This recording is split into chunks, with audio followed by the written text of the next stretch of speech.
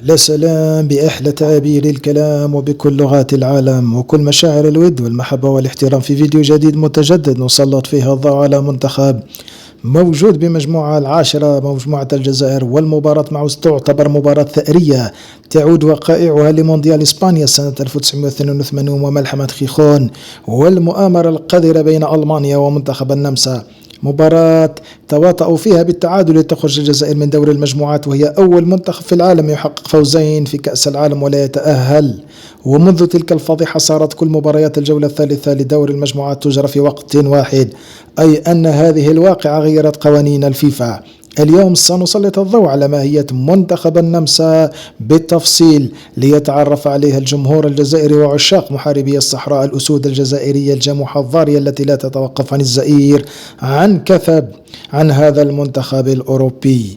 قبل البدء في الموضوع لا تنسوا الاشتراك بالقناة، عمل لايك للفيديو، تفعيل الجرس، وترك تعليق تشجيعي أو حتى نقد بناء ليصلكم الأفضل الأكمل الأجود الأحسن الأمتع الأحداث الأجمل الأروع الأنقى الأسمى والأبهى دوما. منتخب النمسا الذي تأهل أولا عن مجموعة الثامنة الأوروبية عن تصفية كأس العالم عن منطقة أوروبا، والتي ضمت 5 منتخبات هم منتخب النمسا، منتخب البوسنة والهرسك، منتخب رومانيا، منتخب قبرص، وأخيرا منتخب سان مارينو. لعبت النمسا 8 مباريات بطريق ذهابا وإيابا، فازت في 6، تعادلت في 1 وخسرت وانهزمت في 1. كل مبارياتها لم تفز أكثر من هدفين إلا مباراة سان مارينو ب10 أهداف، خسرت من رومانيا وتعادلت مع البوسنة والهرسك، أي أن منتخب النمسا لم يواجه منتخبات كبيرة بل تأهل على مجموعة ضعيفة وسهلة جدا. منتخب النمسا يتواجد في المرتبة 24 في تصنيف الدول للفيفا.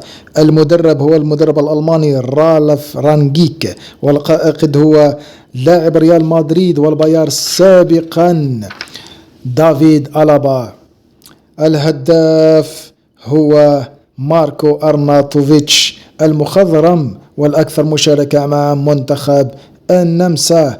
التشكيلة الأساسية: الحارس هو باتريك بينتس يلعب لنادي بروندبي الدنماركي، وحتى الحارس الثاني هو ألكسندر شالاغار يلعب لنادي ريد بول سالزبورغ النمساوي، والحارس الثالث هو فلوريان فيجل حارس فيكتوريا بيلزنا التشيكي.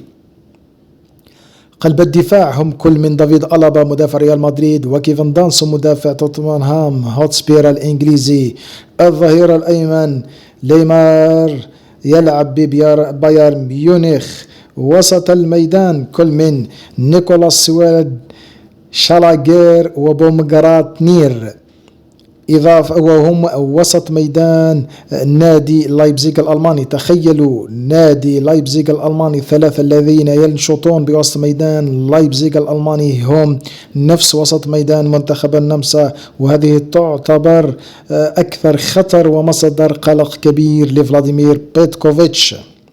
إضافة إلى جانر الجناح الأيمن جناح لايبزيغ الألماني بومغرات نير زميل محمد الأمين عمورة، والجناح الأيسر جناح دورتموند مارسيل زابيتسير. وقلب الهجوم هو الهداف والمخضرم والأكثر مشاركة ماركو أرناوتوفيتش. القائمة التي أعلن عنها فيها 14 لاعبا ينشطون بالبوندسليغا، والباقي بين الدوري المحلي، الدوري التشيكي، الدنماركي والإنجليزي. يعتمد منتخب النمسا تحت قيادة المدرب الألماني رانجيك على أسلوب المدرسة الألمانية الحديثة القائم على الكرة الشاملة والسرعة. يتميز الفريق بالاعتماد على الضغط العالي، اللياقة البدنية الكبيرة، والتحولات السريعة من الدفاع للهجوم، وهذا أكبر خطر على محاربي الصحراء.